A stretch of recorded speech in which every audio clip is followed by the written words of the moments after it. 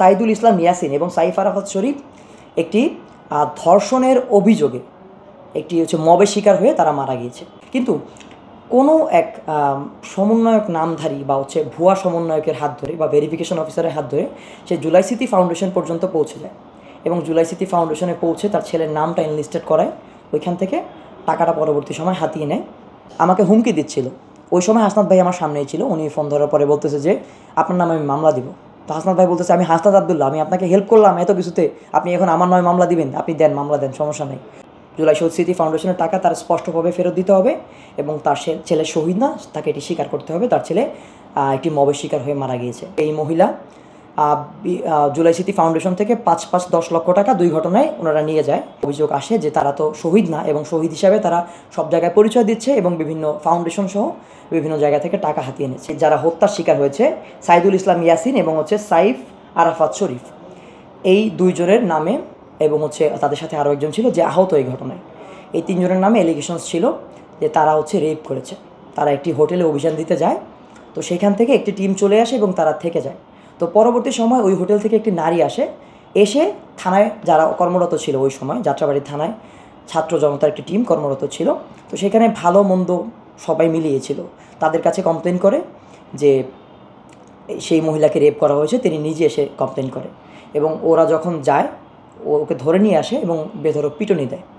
পিটুনির এক পর্যায়ে সে আহত হয়ে পড়ে, গুরুতর আহত হয়ে পড়ে এবং সকালে সেনাবাহিনীর একটি টিম আসে। তো ওইখানে মোটামুটি কয়েকজন ছিল, তার মধ্যে মূল অভিযুক্ত সম্ভবত যারা তাদের 2 জন অ্যারেস্টেড, আর বাকি আমি যেটুকু জানি যে সম্রাট নামে যে ছেলেটাকে গ্রেফতার করে রাখা হয়েছে স্কাউটের, সেই ছেলেটা উদ্ধার করে ঢাকা মেডিকেল নিয়ে গিয়েছিল। তো ওই ঘটনার সাথে কোনোভাবে জড়িত না। এখন এই যে ঘটনাটি হয়েছে যে গণপিটুনির পরে তাকে ঢাকা মেডিকেল নেওয়া হয়েছে এবং চিকিৎসক মৃত ঘোষণা করে এটি 14ই আগস্টের ঘটনা। তো আমরা জানি যে ছাত্র জনতার যে অভ্যুত্থান হয়েছিল 5ই আগস্ট পর্যন্ত, সেখানে জুলাই এবং অগস্টে যারা হাসিনা বিরোধী ফ্যাসিস্ট বিরোধী আন্দোলনের গুলিতে এবং হাসিনার বাহিনীর বিরুদ্ধে আন্দোলন করে যারা মারা গেছে তারাই শহীদ এবং তারাই শহীদের মর্যাদা পাবে, কারণ তারা ফ্যাসিস্ট বিরোধী আন্দোলনে অগ্রনায়কের ভূমিকা পালন করেছে।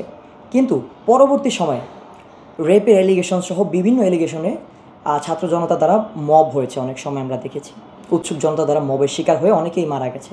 তো সেই ঘটনাকে আমরা কোনোভাবেই শহীদ বলতে পারবো না। এটি যদি শহীদ হয় তাহলে শহীদের রক্তের সাথে বেইমানি করা হবে, কারণ বিচ্ছিন্ন ঘটনার প্রেক্ষিতে যে কাউকে শহীদ বলা যাবে না। যদি তাকে শহীদ বলতে হয় তাহলে যেইগুলো মব হয়েছে প্রত্যেকটি ঘটনাকে শহীদ হিসাবে কাউন্ট করতে হবে এবং তাদেরকেও স্বীকৃতি দিতে হবে।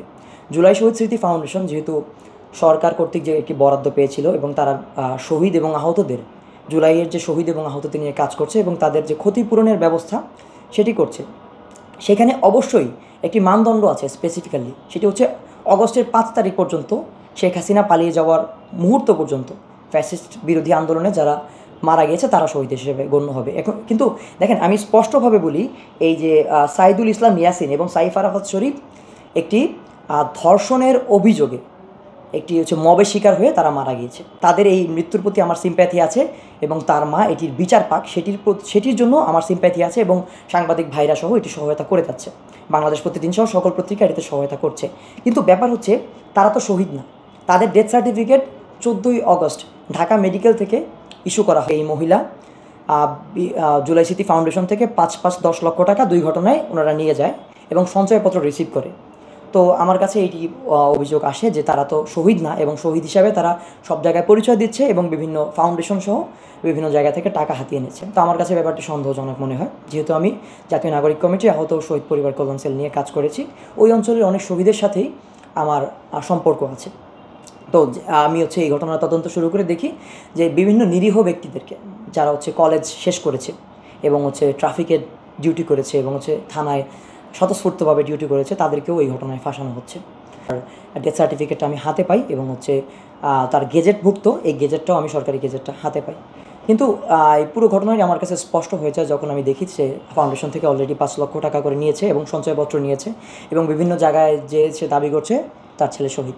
তো পরবর্তীতে আমি যেহেতু দক্ষিণ অঞ্চলের সংগঠক হিসাবে আছি, হাসনাত আবদুল্লাহ ভাইকে আমি ঘটনাটি জানাই। তো তিনি যেহেতু আমাদের মুখ্য সংগঠক এবং তিনি আমাকে বলে যে এই ঘটনাটি তার ছেলে যখন রেপিস্ট হিসেবে মারা গিয়েছে এর পরবর্তী সময় সে কোনো জায়গায় বিচার পাচ্ছিল না।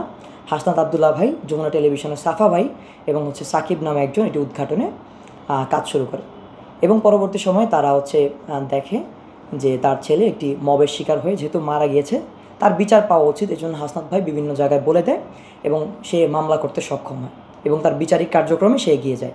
কিন্তু কোনো এক সমন্বয়ক নামধারী বা ভুয়া সমন্বয়কের হাত ধরে বা ভেরিফিকেশন অফিসারের হাত ধরে সে জুলাই স্মৃতি ফাউন্ডেশন পর্যন্ত পৌঁছে যায় এবং জুলাই স্মৃতি ফাউন্ডেশনে পৌঁছে তার ছেলের নামটা এনলিস্টেড করায়, ওইখান থেকে টাকাটা পরবর্তী সময় হাতিয়ে নেয়। আমার কথা হচ্ছে স্পষ্টভাবে যে তার ছেলের প্রতি সিম্প্যাথি আমার এখনও আছে, আগেও আমি বলেছি ছিল, কিন্তু সে যেহেতু শহীদ না সে এই ফাউন্ডেশনের টাকাটা নিতে পারে না। এটি সম্পূর্ণ একটি হাতিয়ে নেওয়ার জন্য প্রতারণা করার একটি কৌশল। জুলাই শহীদ স্মৃতি ফাউন্ডেশনের টাকা তার স্পষ্টভাবে ফেরত দিতে হবে এবং তার ছেলে শহীদ না, তাকে এটি স্বীকার করতে হবে তার ছেলে একটি মবের শিকার হয়ে মারা গিয়েছে। উনি যেখানে বলছে যে ছাত্রলীগের ছিল, ছাত্রলীগের পোস্টধারী ওইখানে শুধুমাত্র আমি দেখেছি ওই ভিডিওতে আপনাদেরই একজন ছিল, তরিকুল ইসলাম তপন, সে সাবেক ছাত্রলীগের কর্মকর্তা, মানে সাবেক ছাত্রলীগ করতো। এরপরে এই ছেলের সম্ভবত ছাত্রলীগ আর সাথে জড়িত ছিল না বা ছিল, সেই বিতর্কে আমি যাব না। কিন্তু বাকি যাদেরকে ধরা হয়েছে কেউ কিন্তু ছাত্রলীগের ট্যাগধারী না।